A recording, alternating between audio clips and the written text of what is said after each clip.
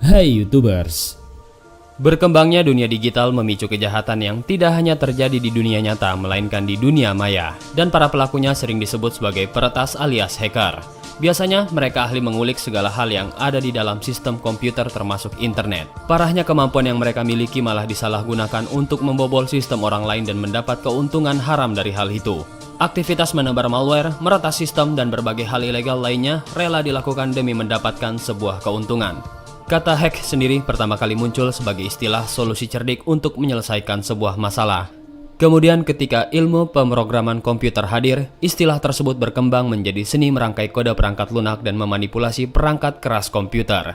Namun sayangnya istilah hacker masih belum baku karena sebagian orang, terutama masyarakat awam, menganggapnya sebagai pelaku kejahatan menggunakan perangkat sistem komputer atau cybercrime.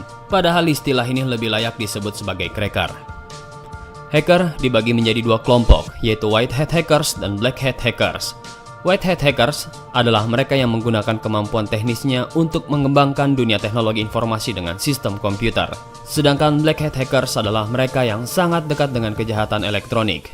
Namun sebenarnya siapa saja kelompok penjahat cyber alias hacker yang paling berbahaya di dunia? Dan berikut daftar kelompok hacker paling berbahaya di dunia. Tapi sebelum masuk ke daftar, di bawah video ini ada tombol subscribe atau tombol berlangganan. Kalian bisa menekan tombol itu untuk berlangganan video dan ini gratis. Oke, lanjut. Anonymous. Sepak terjang Anonymous memang sering menghebohkan. Kelompok hacker ini sudah berulang kali menggeber serangan ke website penting. Sulit diketahui siapa saja yang bergabung ke dalam kelompok Anonymous ini.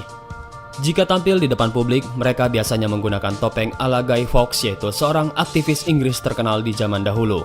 Cikal bakal kelompok Anonymous ini dilaporkan berasal dari tahun 2003, yang awalnya berasal dari forum internet bernama 4chan. Anonymous punya beragam misi, terkhusus mereka menentang sensor internet dan pengawasan online oleh pemerintah, sehingga seringkali mereka menyerbu website pemerintah sebagai tanda protes. Anonymous juga anti terhadap paham Scientology, korupsi, dan homofobia. Padahal pada awalnya kelompok komunitas online ini dibuat untuk tujuan hanya bersenang-senang saja. Anonymous memang bukan benar-benar sebuah organisasi. Mereka adalah grup besar individual yang mempunyai ketertarikan yang sama, sehingga sering dikatakan semua orang bisa menjadi Anonymous. Sejak tahun 2008, Anonymous semakin serius dalam aksi hacktivisnya, yaitu melakukan hack untuk misi tertentu. Mereka dijuluki sebagai Robin Hood digital dan dikenal memperjuangkan kebebasan informasi dan akses internet. Karena aksi hack mereka yang semakin liar dan menyerang website-website penting, sehingga majalah ternama Times memasukkan nama mereka sebagai salah satu kelompok paling berpengaruh di dunia pada tahun 2012. Nama Anonymous sendiri terinspirasi oleh anonimitas user yang biasa memposting sesuatu di internet. Yap, banyak orang lebih memilih tidak menyebutkan identitas aslinya di dunia maya. Konsep kelompok Anonymous pun semakin mantap pada tahun 2004. Ketika itu, administrator di forum 4chan mengaktifasi protokol Force Anon yang membuat semua postingan bernama Anonymous. Anonymous pun merepresentasikan sebuah kelompok individu yang tidak bernama. Anggota Anonymous terdiri dari banyak pengguna forum internet. Mereka memobilisasi serangan atau misi melalui berbagai wadah, seperti 4chan, YouTube, sampai melalui Facebook. Salah satu anggota Anonymous berkata, setiap orang yang ingin menjadi Anonymous dan bekerja dengan tujuan tertentu, kami setuju dengan semua agenda namun beroperasi secara independen. Dan salah satu semboyan mereka yang terkenal adalah We are Anonymous, We are Legion, We do not forgive, We do not forget, expect us. Anonymous sudah sering melakukan serangan ke berbagai website penting, biasanya sebagai bentuk tanda protes atau bentuk ketidaksetujuan pada sesuatu. Dan pada tahun 2009, setelah Pirate Bay terbukti bersalah atas kasus hak cipta, Anonymous melancarkan serangannya melawan organisasi International Federation of the Pornographic Industry atau yang disingkat IVPI. Organisasi tersebut termasuk yang menentang keberadaan Pirate Bay.